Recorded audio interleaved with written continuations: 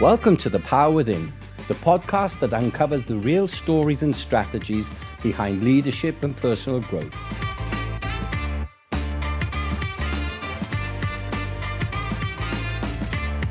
I'm Keith Power, and in each episode, I sit down with inspiring individuals who faced challenges, built resilience, and discovered what it takes to lead with impact. Through their journeys, we'll explore the mindsets and tools that drive meaningful success. If you're ready to grow, lead, and unlock your true potential, you're in the right place. Marion Muller, known online as Swizzy SG, is a Swiss expat in Singapore whose journey from competitive figure skating to entrepreneurship reveals powerful lessons in resilience, adaptability, and self-leadership. Followed by more than 140,000 people across Instagram and TikTok, Marion has turned her candid storytelling into a successful business through sponsorships and partnerships, offering authentic insights into expat life and personal growth. In this episode of The Power Within, Marion shares how cultural adaptation, reinvention, and staying true to your voice can help us lead ourselves and others through change. Welcome, Marion. Hi, Keith. Thank you so much for having me. Let's begin with your journey. What first brought you to Singapore, and how did Swizzy SG come to life? Well, actually, my ex-boyfriend brought me to Singapore. I had just finished my master's in political science at University of Zurich, and he got a job offer in Singapore from his consultant company. And I said, this is perfect timing. I have all time of the world. I will find a good job in Singapore instead of just settling down in Zurich right away. And I said, yeah, let's go on an adventure. It was supposed to be 2 years and then go back to Zurich. I came to Singapore and I was super confident in finding a job at first. I wrote 65 applications and I could not even get a single interview.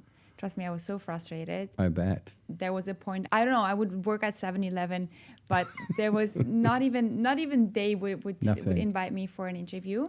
And since I had a lot of time and I was so fascinated about Singapore from day one, I always say I fell in love with Singapore the minute I arrived. I started an Instagram account just mainly to show my mom how much I loved chicken rice and what hawker centers are and what I was doing all day. So it was more of like a personal journal.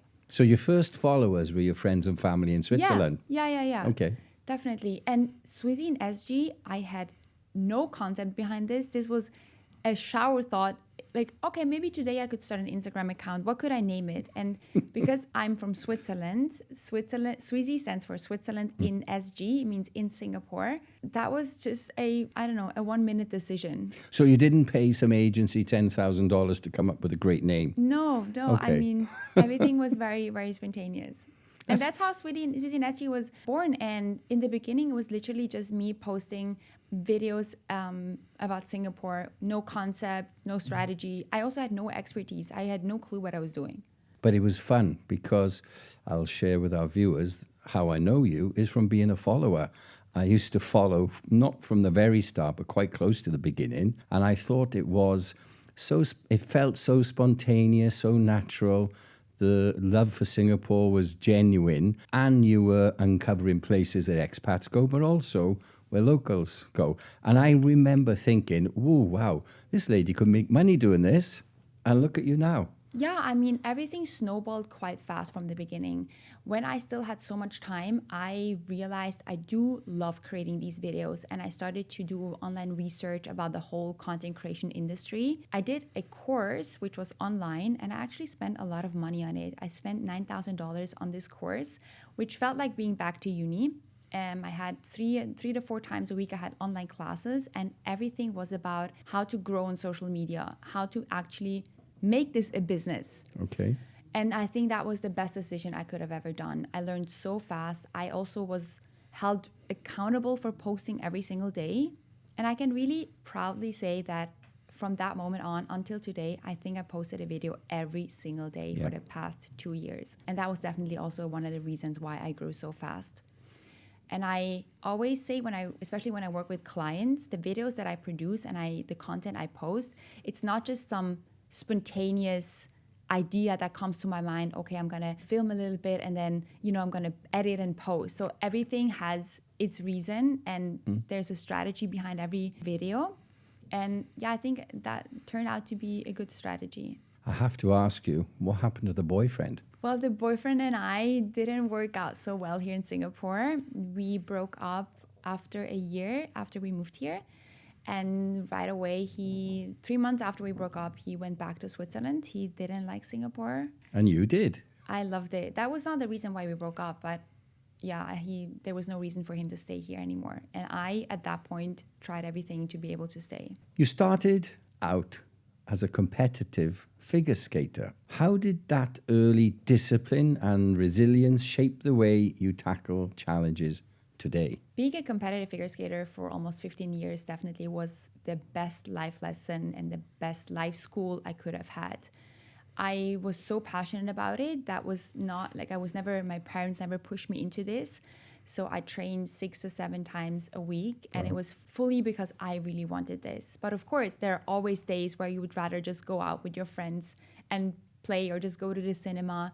But it really taught me to learn discipline. And I think the biggest lesson would be to handle setbacks and handle no's and handle disappointments. I was not very strong mentally. Like I was always super, super nervous. But that taught me for life that now I don't really know this feeling of being nervous anymore. Is it for a job interview? Is it for a podcast recording? Is it for anything in front of camera? Or for it going on a date, for example? I really never feel nervous anymore because if I compare to stepping on the ice, it's pales into insignificance compared to that. I really learned to handle rejection a lot. Being a figure skater was brutal. 13-year-old girls sabotaging each other, filling water in each other's skates so that they can't compete. It's like nothing you see in movies is fake. This is real life. Right. Yeah, it really taught me a lot for my life now. And I'm very grateful for every experience. Do you skate for fun anymore? I used to when I was back in Switzerland. I used to be part of a show group where we had a show during winter time. And it was especially great because my mom was doing the costumes. My brother was singing and playing the guitar. Oh. So that was really filled with just lots of positive energy and not that competitive. Which is great to fall back to sometimes. Moving from Switzerland to Singapore must have been a huge cultural shift. What surprised you the most and how did you adapt? I must say what surprised me the most was that it wasn't that much of a culture shock as I would have expected. Okay. There are a lot of similarities between Switzerland and Singapore. They also say Singapore is the Switzerland of Asia. And yes. I really do think this is true. I can find everything I can find in Switzerland, but cheaper and better in Singapore with better weather. The shift was especially easy since there was no language barrier. Right. You could start immediately talking to locals. You could start connecting immediately. I think that helps a lot when moving here. And I've been always loving Asian food. So the food was no problem for me. The food and the weather are the two biggest, the most significant differences, yeah, and right? for me, that was just a huge upgrade. Mm. I hate the cold in Switzerland, and I'm probably the only person in Singapore that never complains about the weather. I genuinely... Including Singaporeans. The weather makes me genuinely so happy. I think when it comes to cultural differences, it's really the small things. I don't know why that comes to my mind, but it's taking your shoes off everywhere. Yeah. Going to the nail salon or to the hairdresser, you have to take off your shoes, which is very absurd in Switzerland. And even when I invite friends over to my house, we say shoes are part of the outfit. But here you would always take off your shoes. Right. And another small example would be opening presents. I was almost a bit disappointed when I gave a present to my friend and she would just tuck it into her bag and... Not opening in front of you. Okay, like, thank you very much. Yeah. Is that, you were not even happy? So ungrateful. Yeah, no, that was, because in Switzerland, it's actually the opposite. You of open the present in front of a person to immediately thank the person and you can talk about the present. But here it's literally, just thanks very much. Okay. Yeah, that's an Asian thing. It's small thing. things. It's really small things. So which I find in the long run is not very hard to adapt. So the big things weren't so big for you. It's the small things that you noticed. And I do notice that in your earlier Instagram and TikToks, it was identifying those small things. And there was a lot about the food. I knew you loved the food. You're a chicken rice queen, right? Yeah, I But the first time I tried chicken rice, I was so fascinated. I wanted to try every single chicken rice in Singapore. And it's so interesting because when I try to explain my friends in Switzerland what this dish is about, they said, but it looks so bland. What is it, like chicken and rice? Like, come on. It's like, and I said, you don't understand. No idea. You don't understand if you have not tried. It's different. So, your secret, which is your favorite so far? Oh, I mean, there are many good ones. And it's always hard to say the best, but there's one coffee shop in Chinatown, 265 Northbridge Road, a very small corner coffee shop, $4.50. The soup is super flavorful. It's very good. Okay.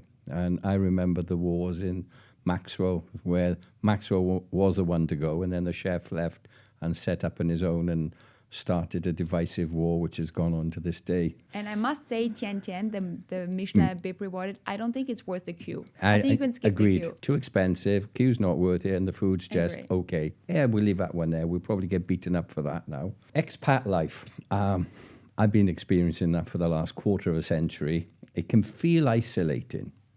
How did you go about building your sense of belonging and your sense of community here in Singapore? I must say I was surprised by how friendly and open locals were towards me and how easy it was for me to make friends with locals. In the beginning, everyone told me, oh, Marion, you're just going to stick in your expat bubble. And I do see where that comes from. It's very easy to connect with other expats as you shared a similar story. There's so much to talk about. And I knew that I did not want to fall into this expat bubble because as soon as I realized I want to make this my home for good, I realized I didn't want to make new friends every 2 years because expats come and go. Yep. So I don't know if this was conscious or unconscious, but I tried to foster the relationships with the local friends I've made. And my first really good friend here was a local girl, which I met in Pilates. I met her because it rained and we shared an umbrella. She invited me to her birthday party the next day. Oh, wow. And that was so easy to then make other connections. You always need that one starting point. Yes, you do. And if you are a bit outgoing and if you are, putting in effort, then I really don't think it's hard. But I think sometimes people think, no, I think the biggest mistake is just waiting for people to come to you in the beginning. You have to go out of your comfort zone. You have to text them. Maybe it's you the first 3 times who asks out for coffee. Yep. I never had issues with that. And that's why I feel like I didn't struggle much. And when I first came to Singapore 17 years ago, perhaps a slightly different path, I believed that people didn't want to connect. But like you said, you have to step up. And over time, I've realized in their minds, you may be temporary. You may not be staying for long. So they won't make that first move. But if you make the first move and you share with them your story, very open, as you have found out. And how would you say the percentage of locals versus expats in your friends group? probably close to 50-50, but slightly favoring locals. Interesting. When I was first here, my first 6 years, it was the other way around, for sure. It was closer to 80% expats. Life was easier that way. As you said, I fell into that expat bubble. But we've come back now. My wife has become Singaporean. My children are Singaporean. They go to local school. So all of our interactions are with local people. So I maintain my old friendships, but my new friendships are inevitably local. So yeah, that's shifted. And I really also want to give another shout out to Singaporeans. The amount of support and love I've received from locals that I do not know is incredible, and it leaves me speechless, has been leaving me speechless so many times. I just give you a quick example. When I just broke up with my boyfriend that was in Switzerland on New Year's evening, I had to fly back to Singapore 2 days later to pack my bags from our shared apartment. And I knew that I had to find something within 3 days. So I made a post online saying, guys, I'm looking for a new place in Singapore. If anyone knows something, please let me know. Any help appreciated. I received so many messages, strangers offering me their couch, their bedroom, sharing with me apartment tips, offering me their mom's place. Wow. People I've never met before. Oh my God, I really get goosebumps. I was not expecting so much help. 2 weeks ago, I was looking for someone to help me move. I was saying this is a paid opportunity. Like, I'm happy to pay someone. The amount of people offering me their free help to move my stuff, 20 people. No joke, without asking anything in return. I think that's incredible. I don't think this would happen in Switzerland. Pure humanity. Yeah, it's really, I'm really used nice. to that. Where I come from, South Wales Valleys, everyone helps each other out. I find the neighborhoods in Singapore are like that. But I used to live in the CBD area. Perhaps not then. People are living more insular lives around there. So now that I'm out into the hood, yeah, I agree with you. Very, very open, very warm, and very responsive. But you've got to ask, you've got to step up. They don't feel like they can just step in. They won't see and think, oh, you're struggling, and help, because they don't want to lose face by asking you and being refused. But if you ask, there's floods of offers coming in, which you've just found out. Okay, you've turned your social media into a viable business through all the sponsorships and product placements.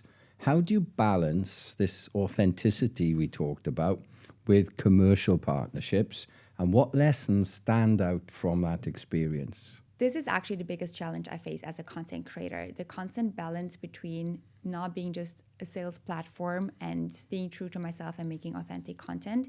I have to make money at the end of the day, so there has to be sponsorships.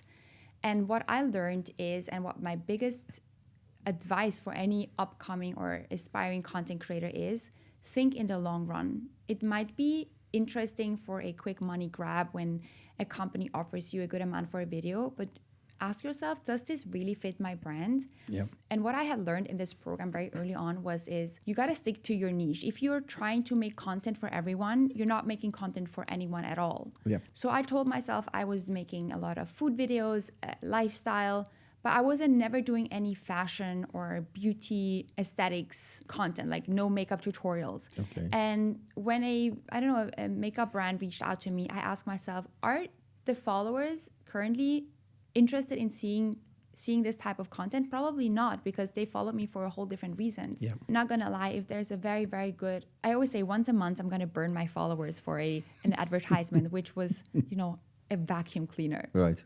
Of course, it's determined by the amount of money they pay. And if it's so good money, I know I can take this one job, I can post one video, and then I don't have to take on any sponsorships for 2 weeks. So it's kind of a win-win situation. Yeah. It allows you to focus on your creative side more then.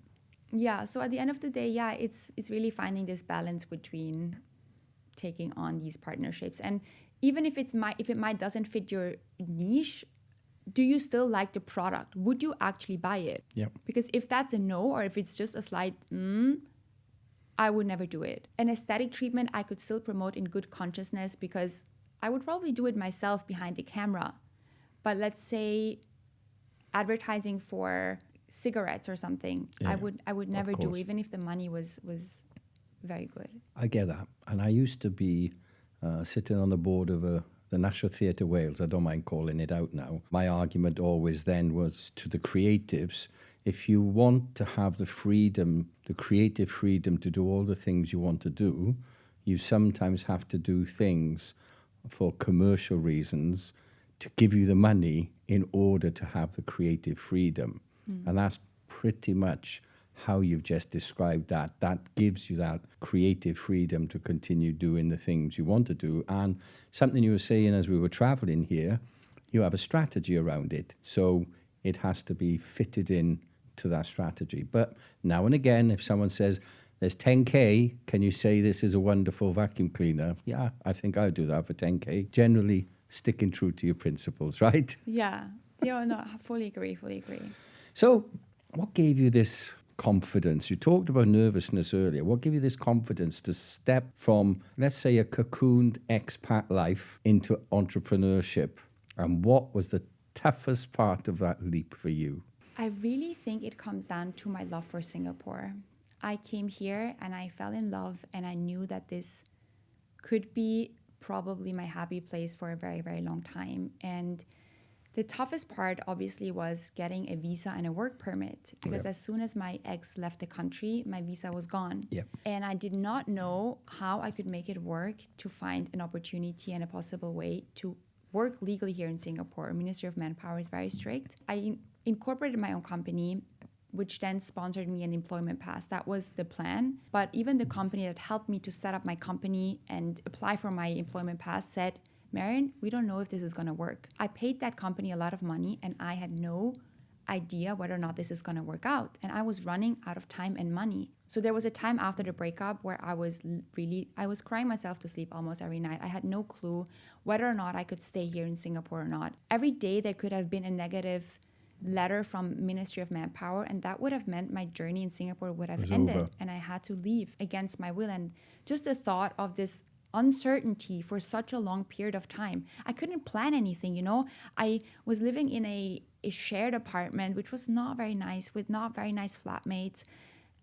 And I didn't know how my journey would continue, or if it would even continue. I think that was very hard. But every day there were some moments, and I was experiencing so many beautiful things that reminded me that it's worth fighting for this, and that there is hopefully going to be a happy ending to this story. But if it failed, and let's say you had to leave, you had that dreaded letter that said you can no longer stay, you'd go back to Switzerland, what would you have gone back to? I grew up very fortunate, and I'm very grateful for where I come from. I grew up in a beautiful house on Lake Zurich. When people see in my socials where I grew up, everyone says, "Oh, are you stupid? Why are you even coming to Singapore too?" My room is probably bigger than my apartment in Singapore. So I knew that I had a beautiful home to go back to. And so there's my point. It's not that it was going to end your world. There was a good alternative, but your dream would have been shattered. Of course, 100%. This was the thing. It's not that you had this or nothing. You had this or a very nice alternative, but this, living in Singapore, being an entrepreneur, growing here, living here the long term, that was the dream. Yeah. So that was why the dread was there. 100%. I don't think I would have given up so fast. I think I would have tried again, even back from Switzerland. My biggest regret in life is not trying everything I could to make things work. And as long as there would have been one single last opportunity to still come back to Singapore, I would have still tried it. You take it every time. I would have tried, yeah. So would you advise anybody else who has this dream in Singapore to try everything possible like you did? Or is that just something that you're made of? I do believe hard work is paying off. Right. And what 𝐼𝐶 always says, the difference between people who succeed and people who don't succeed is not that the ones who succeed are better and smarter. They just don't give up that easily. And I also learned that I'm not spiritual and I'm not religious, but I truly believe everything happens for a reason. And if one door closes, another one opens. Being rejected 65 times from a job led me to start content creation. There were 65 doors that shut in front of my face, which was so painful. But looking back, this was the best thing that could have happened to me. Just imagine you could have got a boring job instead. I would never have started Swizzy SG. Yeah, never. for sure. I would be sitting in an office tower with minus 15 degrees air conditioned. Okay, that's exaggerated, but... Oh, it feels like that when you're sitting in an office and you have no control. Every entrepreneur has moments of doubt. Can you share a moment of vulnerability, self-doubt, actually became a turning point then for your growth?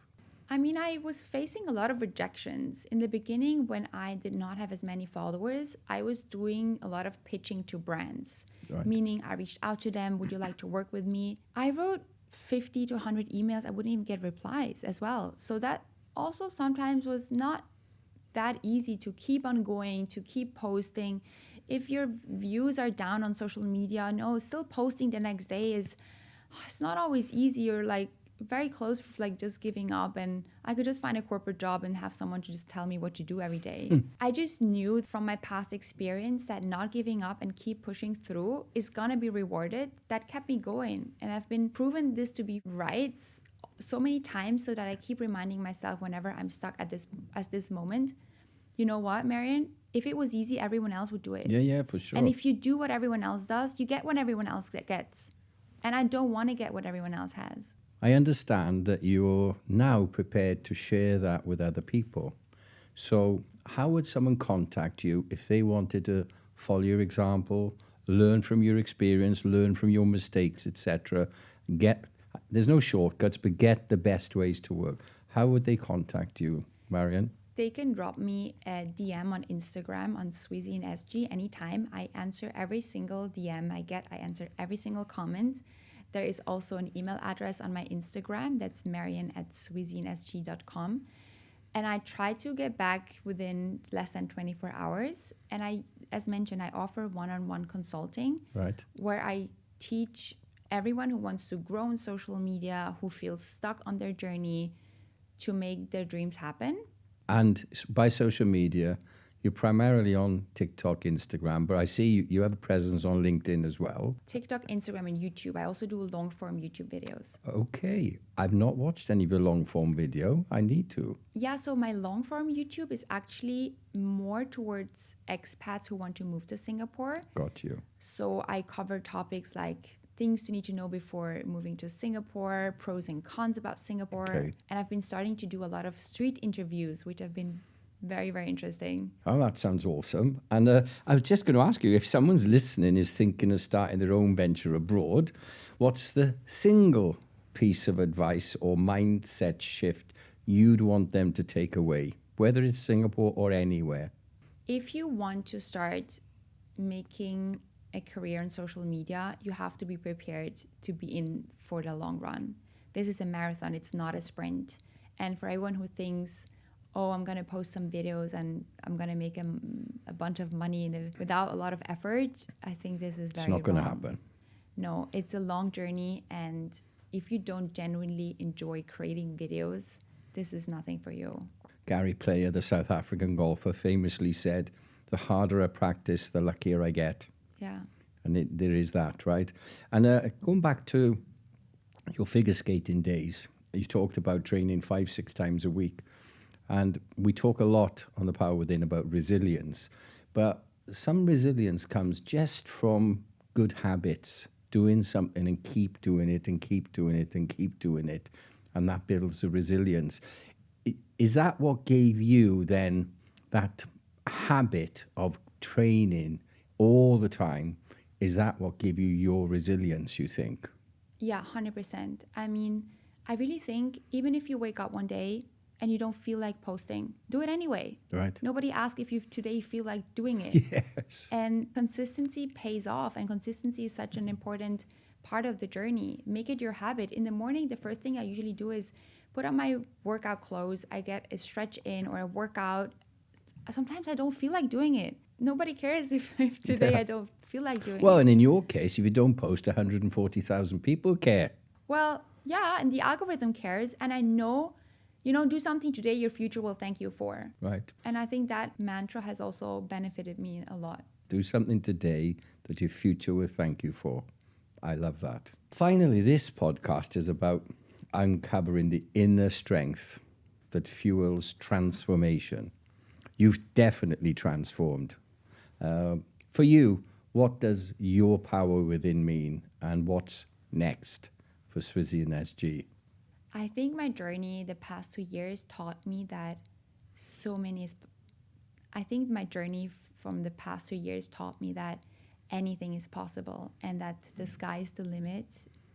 As long as you are willing to work hard, just follow your dreams, and it's possible to make your dream come true. So you made this dream come true, but what's next? I always say, if you gave me $1 million tomorrow, what would you do tomorrow? And I would say I would do exactly what I do today. And I think my biggest dream is to be able to keep on making a living from what I do, exploring Singapore, working with brands. And my goal is to grow my social brand as much as I can. I have a lot of different projects I'm working on right now.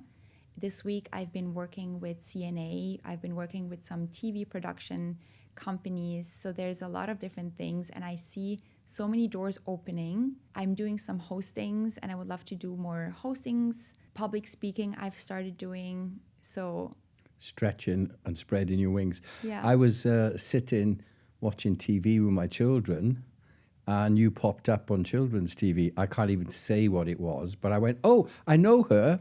Oh. And I impressed my 10-year-old and 7-year-old daughters. So what was that? Some program, the children focused in Singapore on YouTube? a TV program that they were watching on YouTube. That was probably Titan Academy. Yes. See? Okay. Yes, I had a guest role in Titan Academy, which My was goodness. super fun. Such a professional team, a real production. I nearly spat my tea out when I saw you. Yeah, I would love to get more into acting as well. There are so many things I would love to do. How often do you get back to Switzerland now? I try to get back twice a year for summer vacation and for Christmas. Mummy comes here as well, I see. My mom loves Singapore. She's been here 7 times. She's coming again in a month's time.